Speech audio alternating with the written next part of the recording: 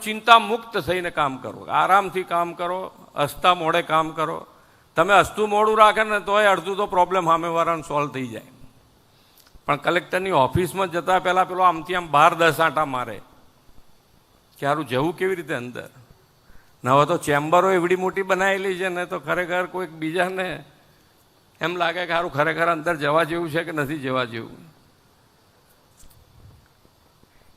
પણ ચેમ્બર આટલી સારી રાખો, આનાથી વધારે ફેસિલિટી કરો, પણ અંદર આવતા કોઈને ખચકાટ ના થાય એવું તમારું વાતાવરણ, વર્તન તમારું એવું કરતો.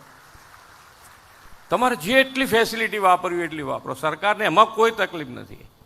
પણ તમારી ફેસિલિટી એટલે વધારવા માગીએ છીએ કે તમે તમારું મગજ ક્લિયર, તો સામેવાળો તો ખુશ થઈને જવા જ નો છે બહાર ફટાફટ. પણ સાહેબ જ ગરમ લાય જે બહાર રહેતા હોય આખો દિવસ, સવારે ઘેરથી આવે ત્યારથી સાંજ સુધી.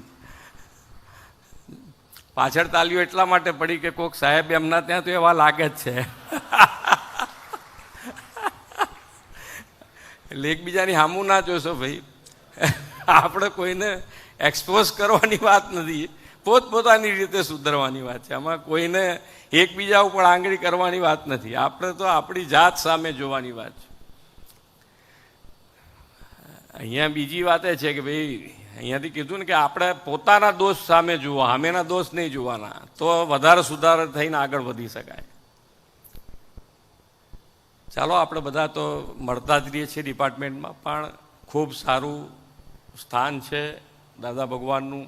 આ જ પ્રકારની તમામ અપડેટ જોવા માટે ન્યૂઝરૂમ ગુજરાતને લાઇક, શેર અને સબસ્ક્રાઇબ કરવાનું ભૂલતા નહીં.